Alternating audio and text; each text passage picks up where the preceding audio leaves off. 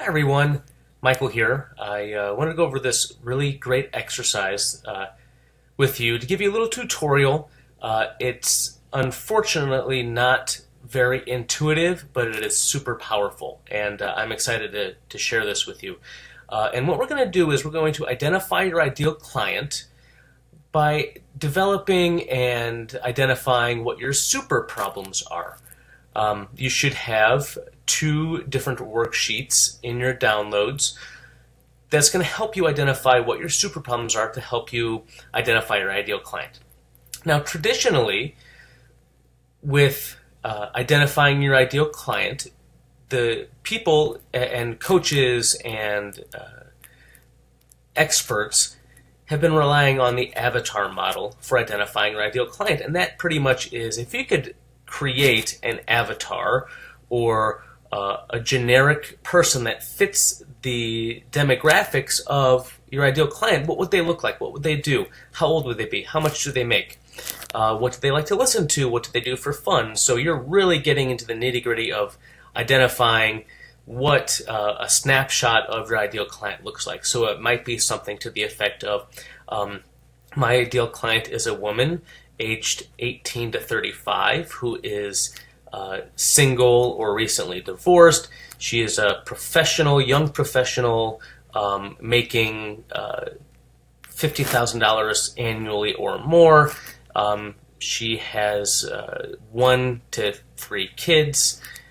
She enjoys hiking and being active and being outside, and etc. So you can kind of get the idea, and you can get really, some people they like these to listen to this type of music. They like to watch these type of movies. They, etc. So you can get really, really dialed into one specific person that identifies with most of your clients. And I think that is great to do. I don't think it's the way to start with identifying your ideal client. And this is for a couple different reasons. I think that when you get into using an avatar to identify your ideal client, you pigeonhole yourself into only working with a certain type of person, where other people that may be outside of those demographics or outside of those that avatar, you could actually help them because you solve the same problems. So if we really work on our marketing messaging, how you're talking to people, how you identify your ideal client based on problems, and the problems that you solve and the problems that your ideal client has rather than an avatar, is you're going to be more successful. Because if you start marketing towards that avatar that I was describing, what percentage of that avatar actually needs your help? And I would argue that it's 20% or less.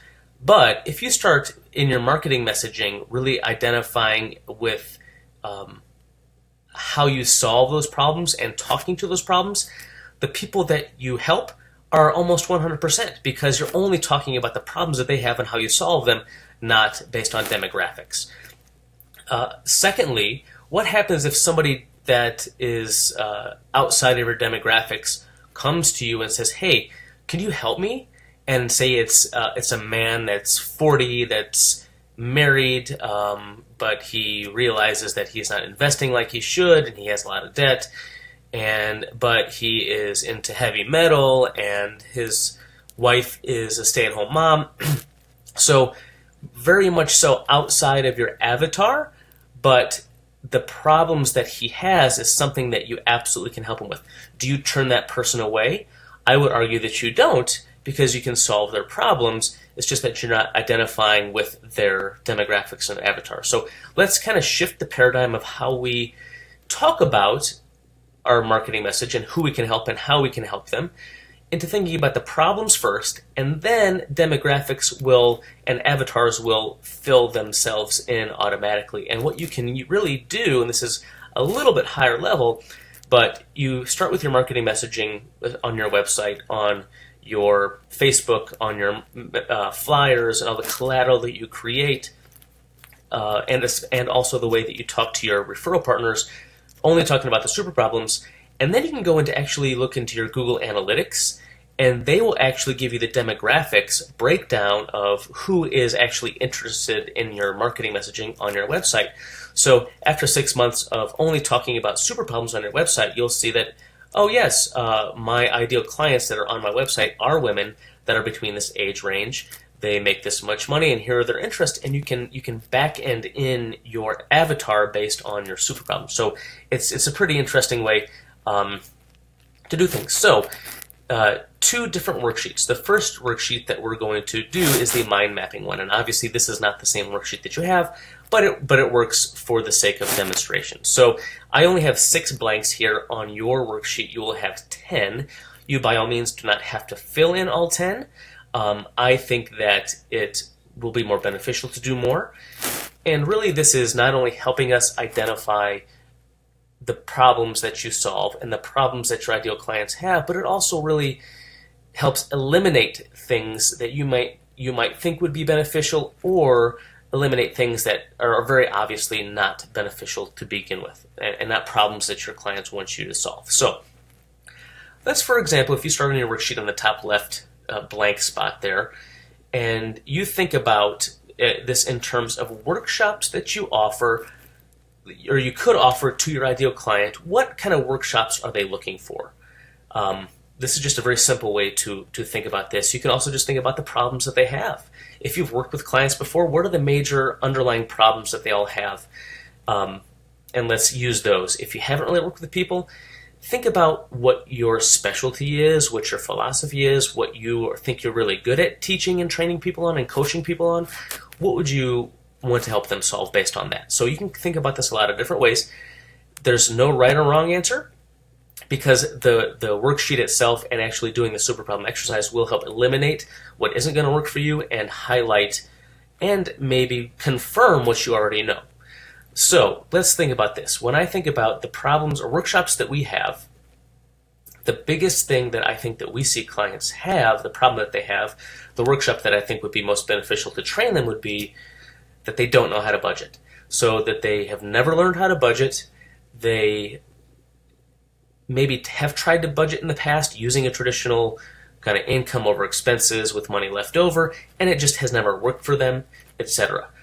So now, on the top right section of that worksheet, let's think about the flip side of that coin.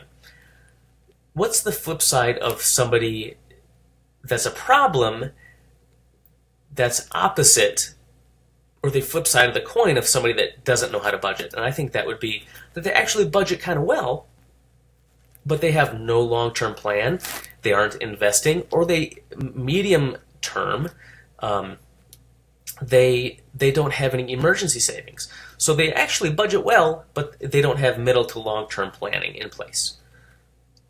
Okay, next, a workshop that you could do is that maybe that they don't have any emergency savings, and so since they have little to no emergency savings, they are always constantly going back into debt using a credit card because they have these whammies come up and they get back in debt. So they have no emergency savings. Flip side of that coin would be that they are actually saving for emergencies pretty well, but they don't have any long-term planning. So they have the middle-term planning in place. They budget well, they're saving for emergencies, but because of that, they're not planning for the future.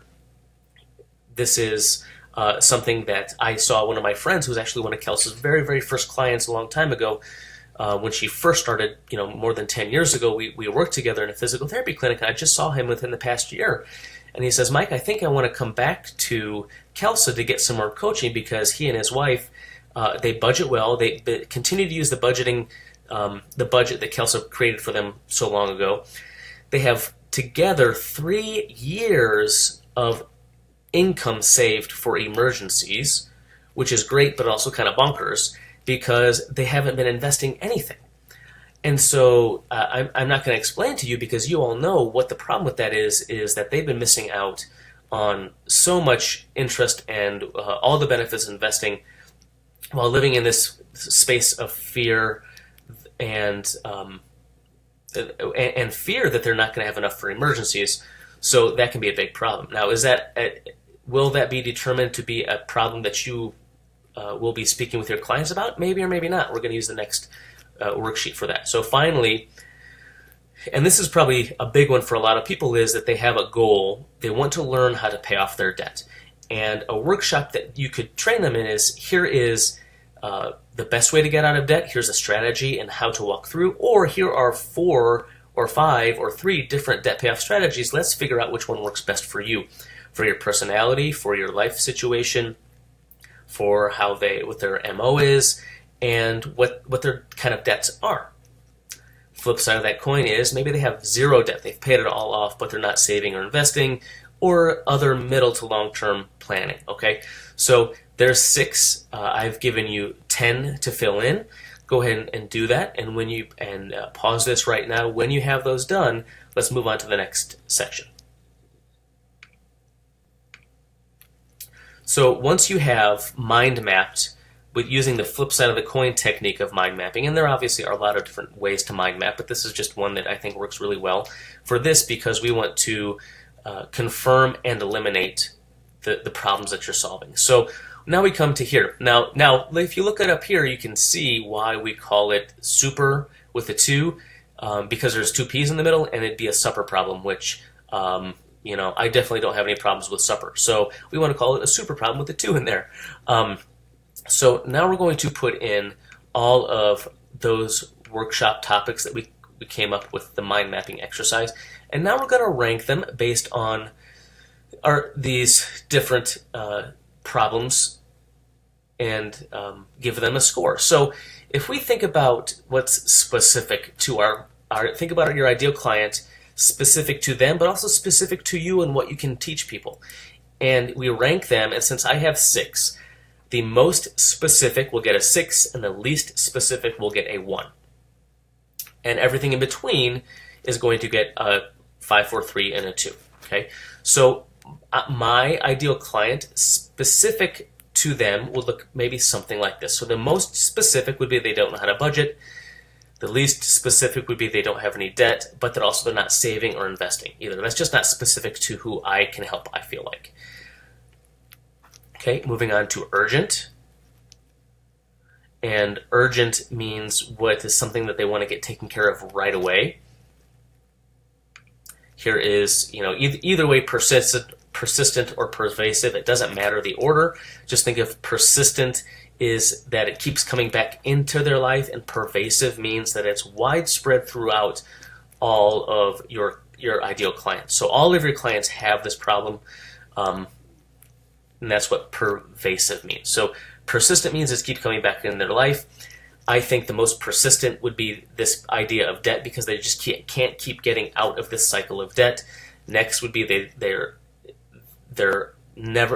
building up their emergency savings, but they're always depleting it because they're just living the cycle of debt, etc., all the way down. Pervasive might look something like this, very similar. Expensive. What is the most expensive problem that they have? And you could argue that especially if they have very high interest rates, that is costing them a lot of money. You might also argue that because they're not investing or they don't have any long-term planning, any one of these that does include no long-term planning, opportunity cost, evaluation would say that that's costing them a lot of money by not investing. All the way down to their budgeting well with no plan. So it really depends on what you feel like is the most expensive to your ideal client. And finally, most recognizable. What is always in front of them that they're always seeing? So some things are not recognizable. So, the most recognizable to our ideal client might be that they have a lot of debt.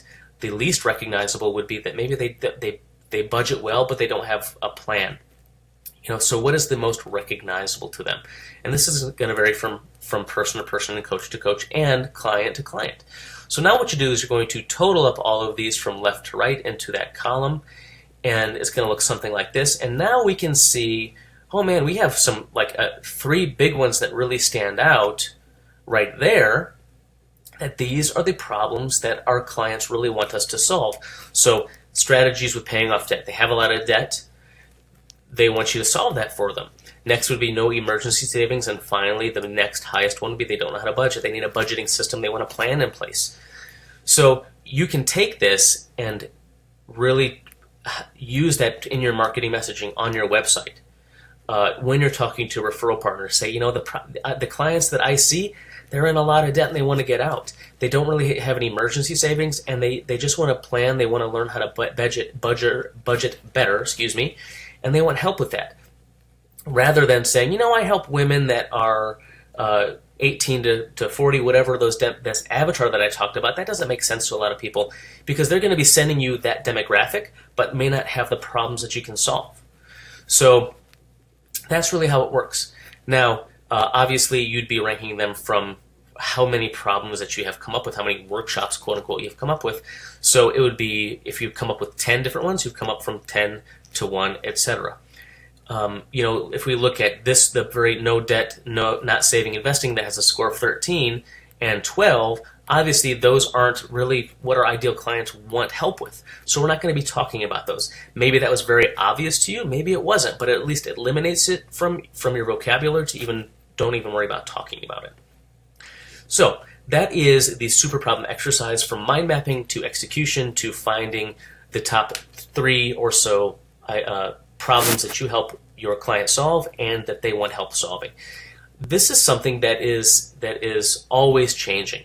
So as you coach more and more people, as you get more skilled and more experienced, the problems that you solve might be changing. So this is something that you should at least revisit every 12 months, if not every 6 months, just to make sure that you're on the right track. And after you work with however many number of clients that you're going to see in the next 6 to 12 months, you can come back and say, oh man, this has really changed. Now I really need to focus on less on debt, but now I'm really focusing on small business owners and solopreneurs that really want to budget for themselves and their business. And so you're going to add that in that you didn't even know was a problem you could solve or your clients wanted to solve. So keep revisiting this and reevaluating as often as you feel you need to, but at least every 6 to 12 months. If you do have questions, please feel free to ask in the Facebook group. You guys have a great day.